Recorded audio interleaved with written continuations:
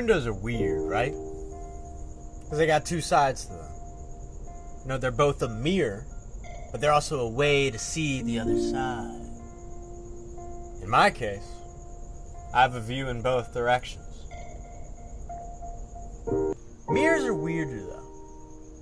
A mirror's reflection is just a backwards image of you looking back at you. Yeah, why do they always look so judgmental, though? Like they're the ones who have it all backwards. Our reflections are always our opponents in the beginning. The great thing about a window is you can ignore the side of reflection very easily. You can overlook it and just focus on the beauty of nature on the other side. On any given day. You know, a sunny day, a snowy day, a rainy day. Any day is a pretty day to look at. It's the nighttime. That's when you can't see anything on the other side, and you can only stare at your own reflection. So like I said, you can see nothing at night. That's what's even weirder, when there's nothing to see on the other side. The window just becomes a dark reflection of you. Almost like a phone before you turn it on.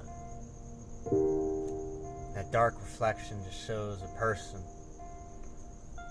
who's lost faith in the sun of tomorrow. But when I look into the abyss of a window at nighttime, I still see a view.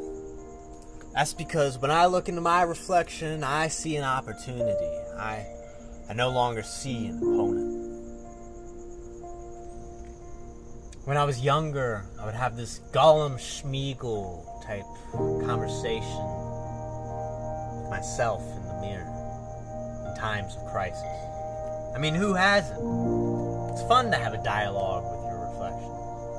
I mean, have you seen that new TV show, Moon Knight? My crises weren't as eccentric as the schizophrenic superhero, though. I wasn't fighting gods in Egypt. No, I was just fighting my demons in the bathrooms of parties. That was back when I was my own worst enemy, when my reflection was my biggest opponent. Now, my reflection is my biggest opportunity. And that's what I'm trying to put my energy to. Using my art, my videos, my photos, my comedy specials to create a genuine connection with the audience and the real me. Because who knows? Maybe the audience will find a reflection of themselves in me one day.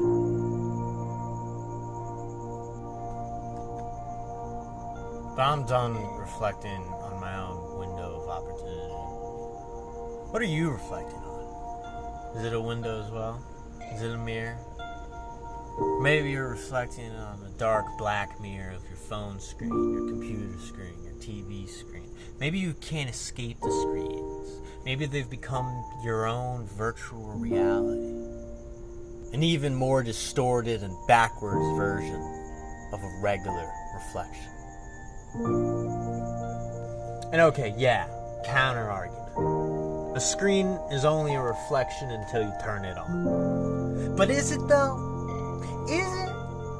Isn't culture just a more complicated reflection of the human condition?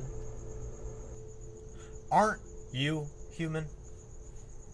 Isn't that why we love culture so much? Because we can reflect on ourselves through the art that it shows.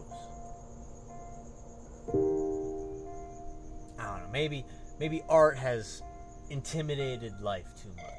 Maybe there's too many reflections and it overcome reality. I don't know, I'm thinking this because whenever I look into those types of mirrors, those fucked up ones where they just send images to scroll past your face for hours and hours on end, I don't see opportunity there. I don't really see an opponent there either. I just look into that and I see oversaturation. Stop staring at a dark and false reflection of reality.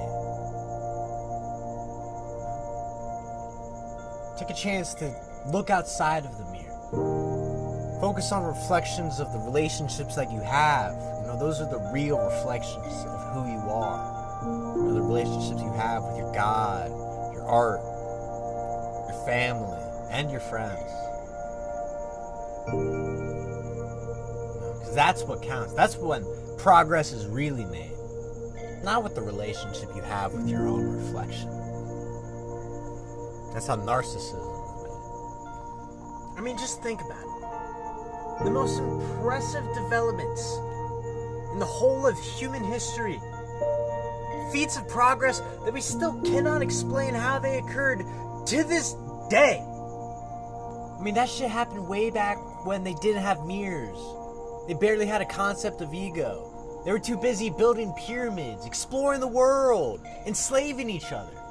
It's hard to be narcissistic if you think you're someone else's property. Okay, maybe there were some narcissists back in the day, but they definitely weren't celebrated like they are now.